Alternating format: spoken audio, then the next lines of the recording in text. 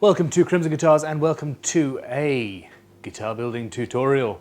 Today I am going to be going through the processes that I use to create and inlay trapezoidal inlays into, well, a fretboard. I nearly said a Les Paul style guitar, but this is not quite that.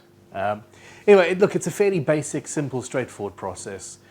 Personally, I find inlaying semi-random flowers or tribal tattoo type things easier because that's a flowy, amorphous thing, and if you make a mistake you can repair it without anybody really noticing.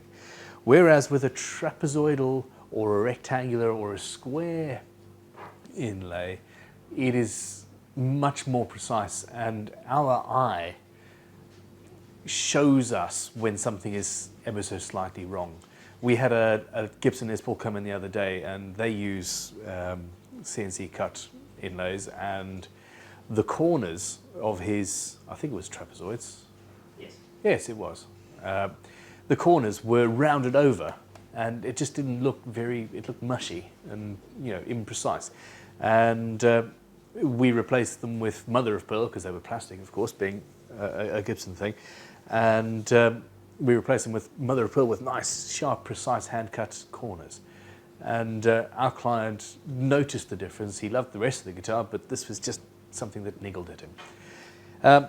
Anyhow, I have got an ebony fretboard and some raw mother of pearl, and we're gonna cut them all up and see where we end up.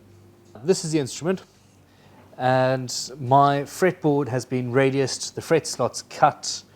Everything is prepared and ready to go, and we've CNC'd out these plastic templates, and this is the important thing.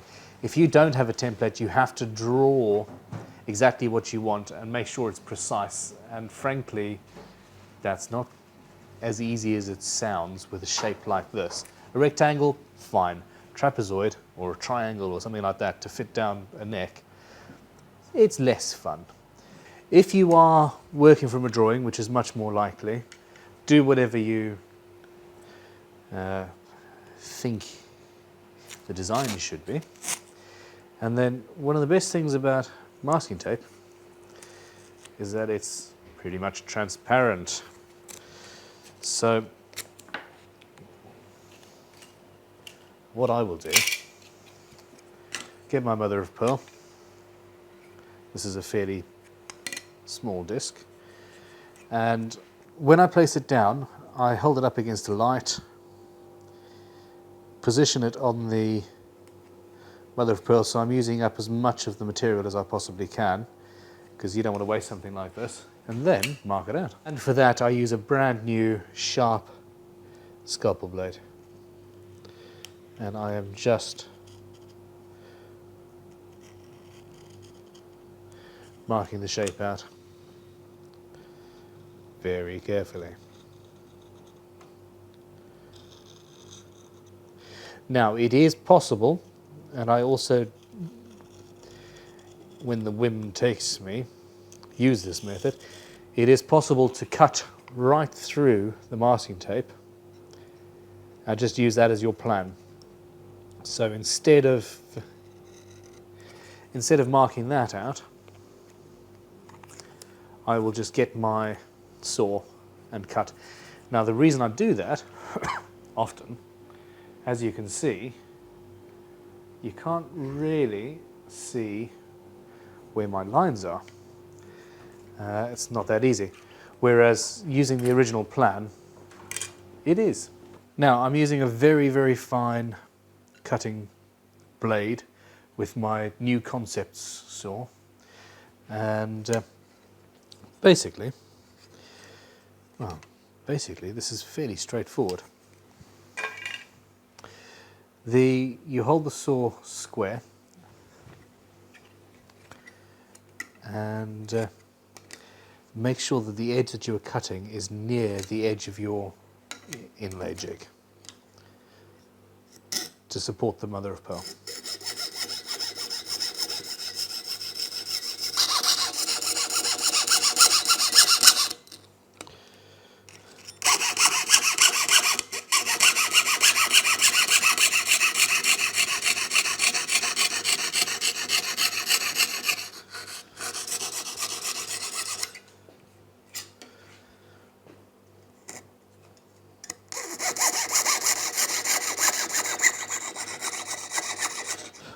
And I'm moving both the saw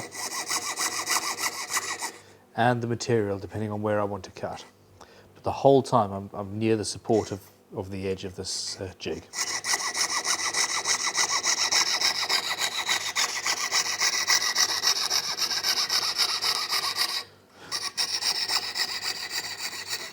Now at this point I want to keep that little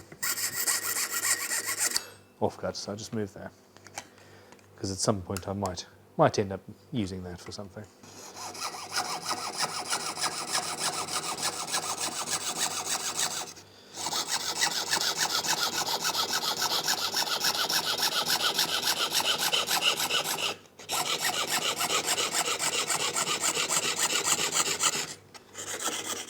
At the corner, you keep the saw moving and rotate the mother of pearl around the saw.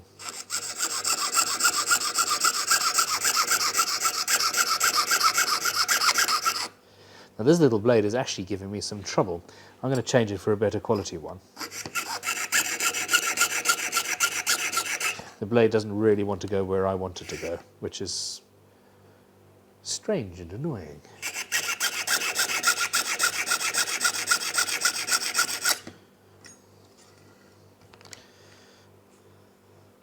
There we go. Now that is not the most even of cuts. I'm going to have to use a file to tidy it up. And again, I'm using the support of my jig.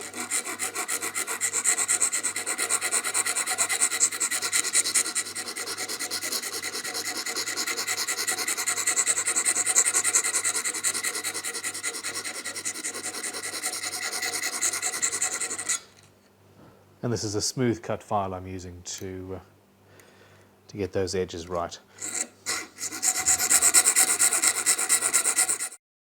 And getting the edges right, we just use, well, the smooth cut file on our leveling file is perfect.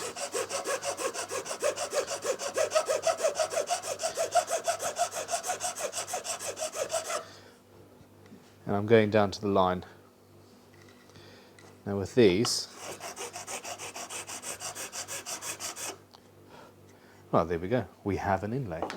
I'm now going to go through that entire process again using the other method that I described. Now I've got my plan. This is cut out closer to the design, so I've got more masking tape around. And I don't need to hold this one up to the light because I know where it needs to be.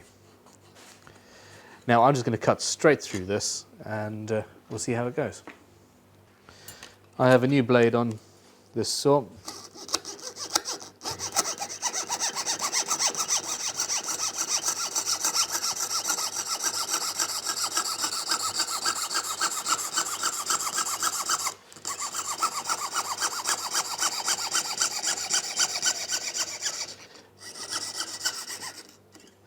This is giving me a much cleaner cut, much closer to the line, which is awesome.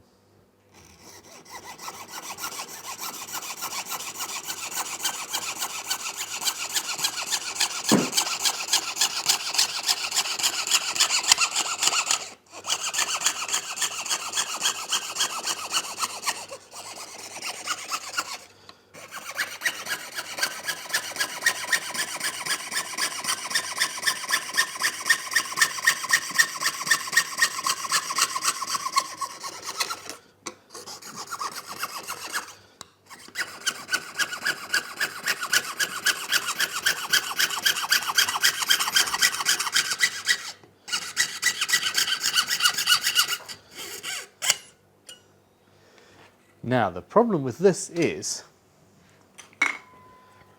once you take this away, we no longer have lines to file to. My lines were on that piece of paper. So I personally prefer the first method, to be honest.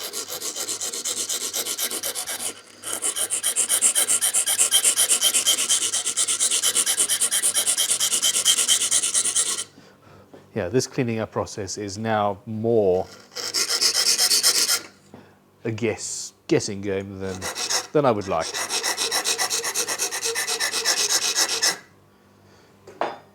but pretty much the same as it was with the other one.